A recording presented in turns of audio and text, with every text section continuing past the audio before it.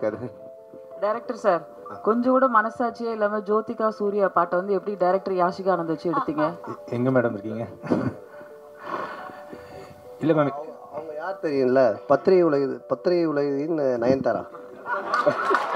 Hello ma'am. Ma'am, இது வந்து GVM sir already இன்டர்வியூவில் சொல்லியிருக்காங்க. எங்களுக்கு எங்கள் படத்தோட ப்ரீ ரிலீஸ் ஃபங்க்ஷன் முன்னாடி அவர் வேறு ஒரு இன்டர்வியூவில் கூட சொல்லியிருக்காங்க. ஆக்சுவலாக அவர் ரொம்ப என்ஜாய் பண்ணி பண்ணார்.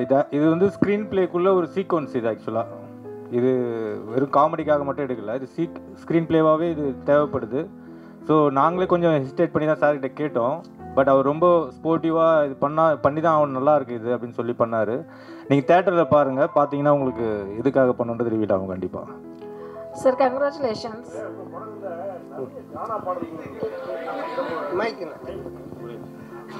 உங்கள் படங்களில் நிறைய கானா பாடல்களுக்கு முக்கியத்துவம் கொடுக்குறீங்க.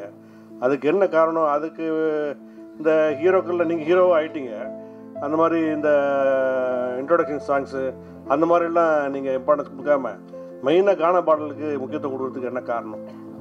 இல்லை, தம்பி டைரக்டரும் அதுக்கு ஒரு முக்கிய காரணம். இவர் வந்து ராயபுரம், ஆனால் சொந்த ஊர் திருநெல்வேலி. அதனால தான் பைல்வான் ரங்கநாதன் நடிக்க வச்சிருக்கான் படத்தில், அவங்க ஊருக்காரங்க அப்படின்னு சொல்லிட்டு. ஸோ அது மாதிரி அவங்க ராயபுரம். ஸோ இதுக்கு முன்னாடி நான் பண்ண கானா படம் பார்த்தீங்கன்னா ஜான்சன், அவன் வந்துட்டு வியாசார்பாடி. ஸோ இவங்க எல்லாருமே இன்புட்ஸ் கொடுக்கறதா, என்னோட இன்புட்ஸ்ன்னு கிடையாது. ஸோ அவங்க என்ன சொல்கிறாங்களோ அதை நம்ம கேட்டு பண்ணுறது தானே. அந்த பாரிஸ் அதுதான் அதோட ஃபுல்லாக கானா படம். ஆமாம், அந்த டைரக்டர் வந்துட்டு வியாசார்பாடி. ஸோ இவர் ராயபுரம்.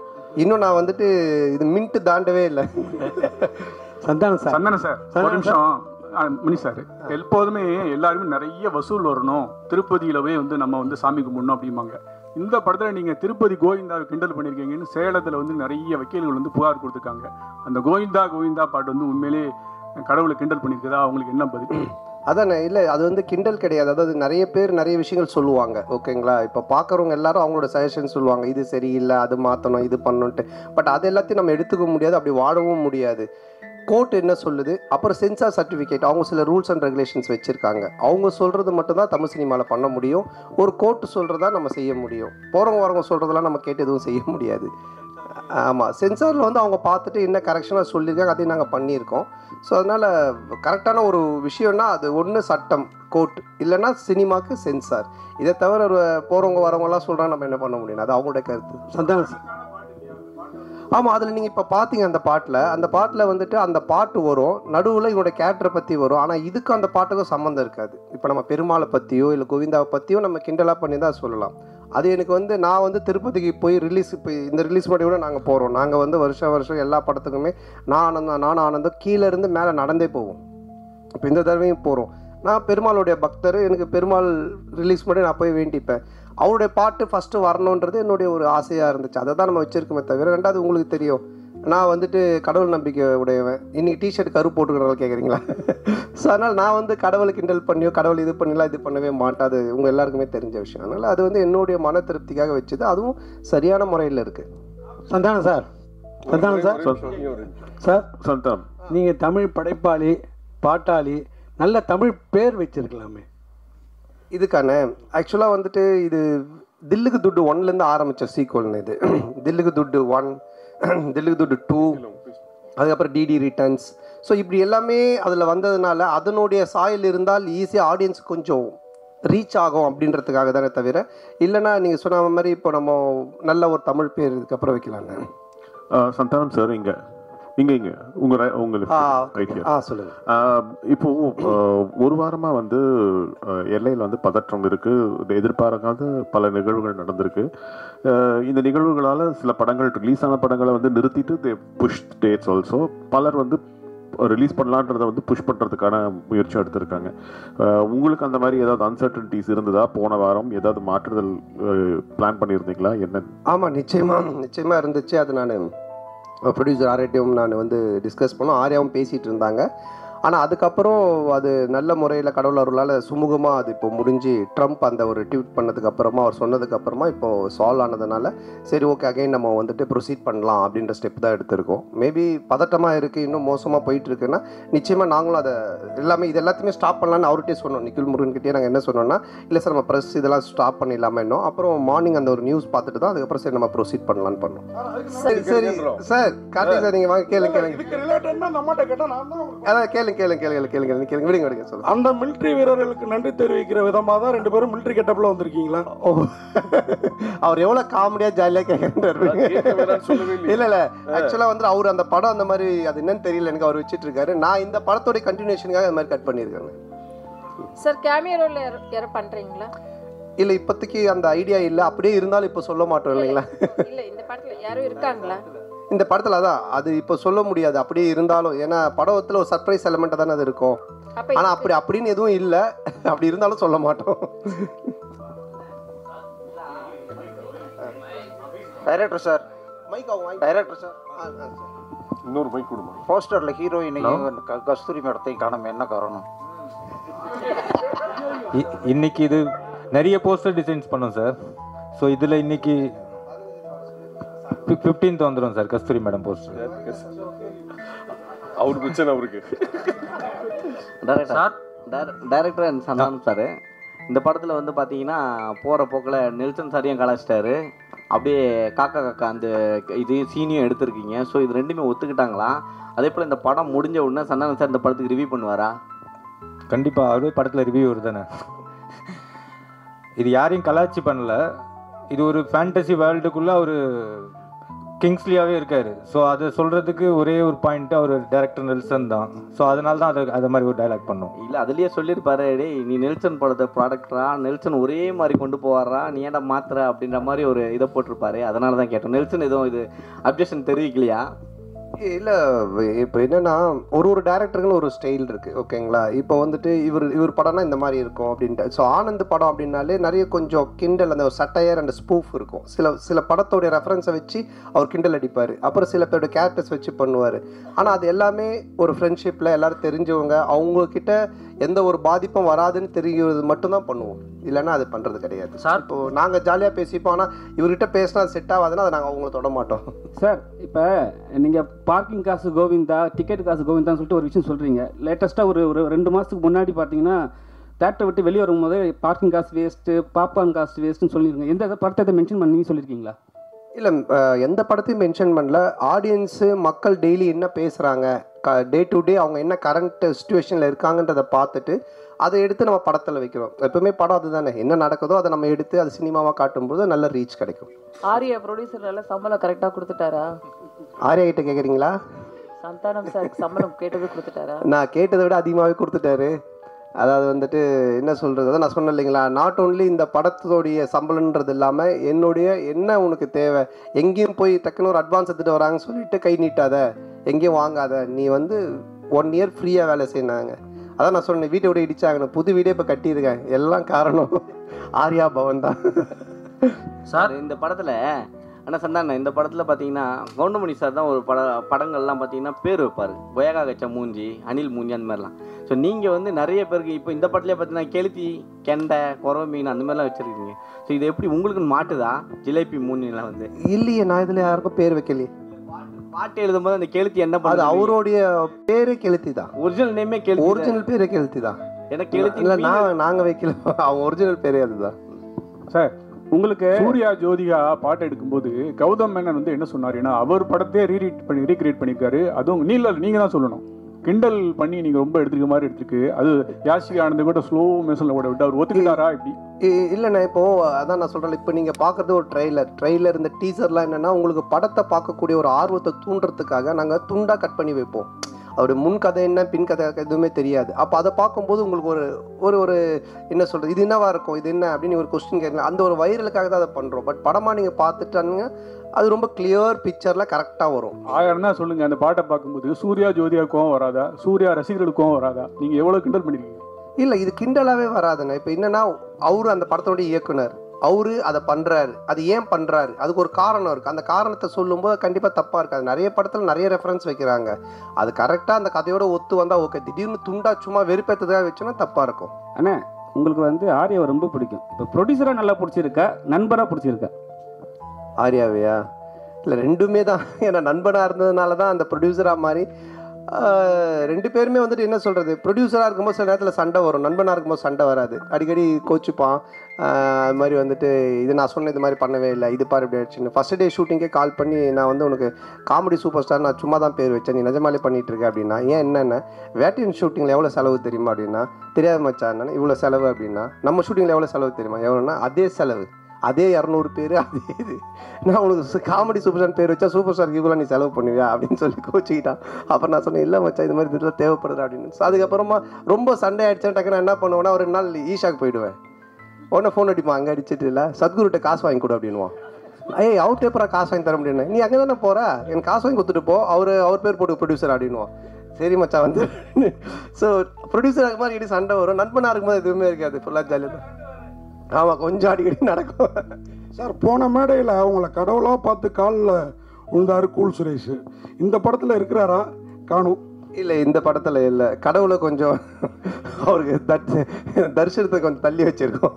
அவரும் வந்து படத்தை ரிவ்யூ கொடுப்பாரு. சார் இங்கே என்ன சொல்லுங்க. ஒரு பாட்டில் வந்து பார்த்தீங்கன்னா படம் போட்டு 1 மணி நேரம் கழிச்சு வர்றாங்க, ஓசி டிக்கெட்டில் வராங்கன்னு சொல்கிறீங்களா, அது யாரை சொல்கிறீங்க? இல்லை இப்போது நிறைய பேர் வந்துட்டு பார்த்தீங்கன்னா பப்ளிக்கில் வந்துட்டு இஷ்யூ பண்ணுறாங்க, ஏதோ ஒரு டிக்கெட்ஸ் கொடுக்குறாங்க, இல்லை ஃபேன் ஷோ போடுறாங்களா, ஏதோ ஒன்று பண்ணுறாங்கன்னு வச்சுக்கலாம். அதில் கும்பலில் சில பேர் வராங்க, வந்துட்டு அவங்கெல்லாம் சில விஷயங்கள்லாம் பேசுகிறாங்க, அது வந்துட்டு நாளைக்கு பார்த்தீங்கன்னா வைரல் ஆகுது. அது நிறைய என்ன சொல்கிறது ரிவ்யூஸ் ஷோஸில் நீங்கள் பார்த்தீங்கன்னா இருக்கும். ஸோ இப்போ இதை வந்துட்டு வைரலாக நிறைய பேர் பேசுகிறாங்க, கமெண்ட்ஸில் சொல்கிறாங்க, இவன் ஓசி டிக்கெட்டில் வந்தவன்பா, இவன் பார் லேட் அண்ட் டாச், இதெல்லாம் வந்து கமெண்ட்ஸில் வர்றது. அது எல்லாத்தையும் எடுத்து தான் அந்த லிரிக்கெல்லாம் கெளுத்தி எழுதுனது.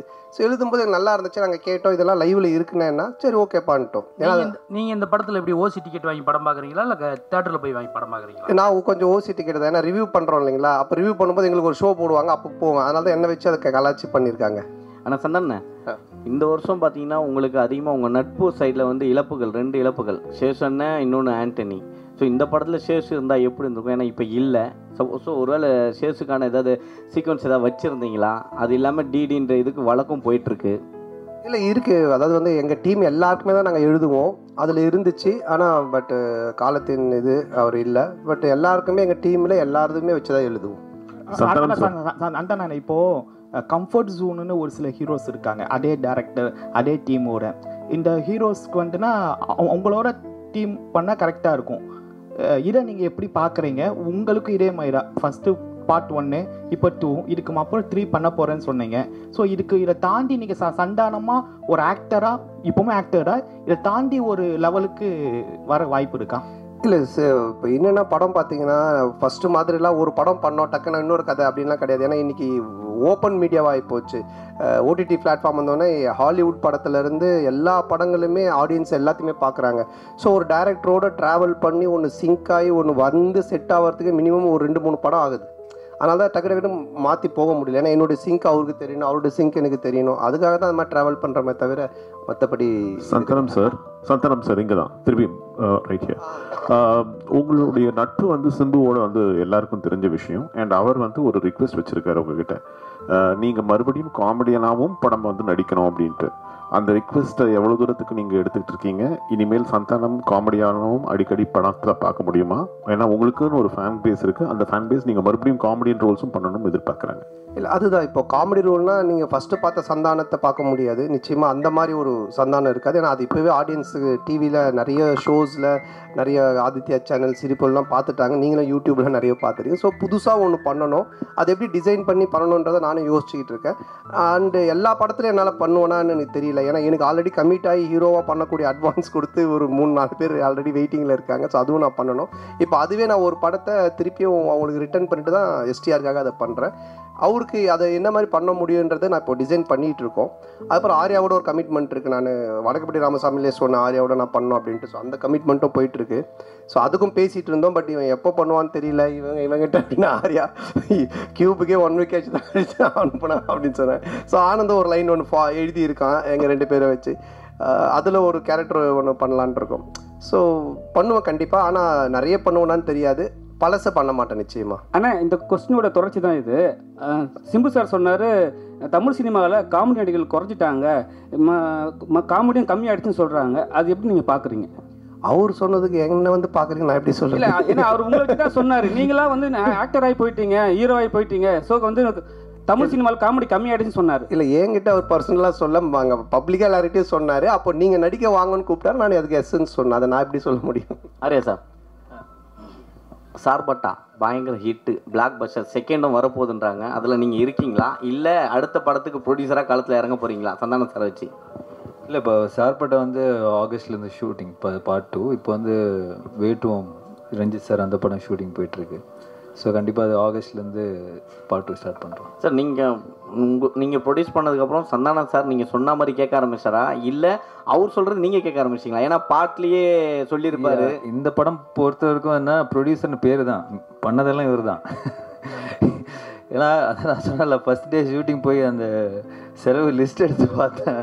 டேய், உண்மையான கப்பலில் ஷூட் பண்ணாலும் இவ்வளோ செலவாகுதுடா அப்படின்னு சொன்னேன். பட் நான் அதாவது சொன்ன மாதிரி இந்த படம் அப்படி எடுத்திருந்தா தான், இப்போ நீங்கள் அந்த குவாலிட்டியாக எடுத்திருந்தா தான் அது அதோட அவுட்புட்டு அது தேவைப்படுது. பட் அது வந்து எவ்வளோ பெஸ்ட்டாக, எவ்வளோ எஃபிஷியண்ட்டாக ப்ரொடக்ஷன் சைட்லேருந்து எவ்வளோ கம்மியாக நம்ம பண்ண முடியுமோ, அது வந்து கம்மின்னா வேஸ்டேஜ் இல்லாமல் எங்களால் எங்களோட எக்ஸ்பீரியன்ஸ் டீமை வச்சு அது மேக்ஸிமம் வேஸ்டேஜ் கட் பண்ணி அது பெஸ்ட்டாக பண்ண முடிய அளவுக்கு பண்ணியிருக்கோம். பட் எதுவுமே நான் கண்ட்ரோல் பண்ணது, நான் ஒன்றே ஒன்று தான் அவர்கிட்ட சொன்னேன், எது தேவையோ பண்ணு, கண்டிப்பாக பண்ணாமல் இருக்காத. ஸோ அப்படி தான் இது பண்ணது. பட் ஃபுல்லாக பண்ணது அவர் தான். சந்தானம் சார், நீங்கள் காமெடி வெளிப்படத்தில் பண்ண மாட்டேன் அப்படின்னீங்க, சிம்புவோட நட்புக்காக இப்போ காமெடி போடுவீங்க. அதுமாரி பழைய ப்ரெஸ் மீட்டில் சொன்னீங்க நான் வந்து அரசியல் பக்கமே போக மாட்டேன் அப்படின்னு. இப்போ உங்கள் நண்பர் உதயநிதி சார் வந்து பார்த்தாவா எனக்கு ஹெல்ப் பண்ணு அப்படின்னு அடுத்த மே மாதம் கூப்பிட்டாருன்னா சிம்பு மாதிரி அந்த கொள்கையை மாற்றி ஏதாவது பிரச்சாரத்துக்காவது போகிறதுக்கு ஐடியா இருக்கா?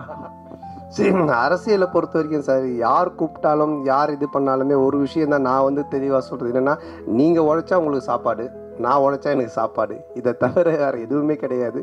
பட் நட்பு ரீதியாக சில விஷயங்கள் இருக்குது, இதெல்லாம் பண்ண முடியும், இதெல்லாம் பண்ண முடியாது. இப்போ நான் சிம்பு சார் எஸ்டிஆரில் என்ன கூப்பிட்டாலும் இப்போ அவர் வந்து சந்தானத்துக்கு கம்ஃபர்டபுளாக என்ன காமெடி பண்ண முடியும், அவருக்கு என்ன செய்ய முடியும் கேரக்டரா அப்படின்ற அந்த ஃப்ரீடம் எனக்கு கொடுத்துருக்காரு.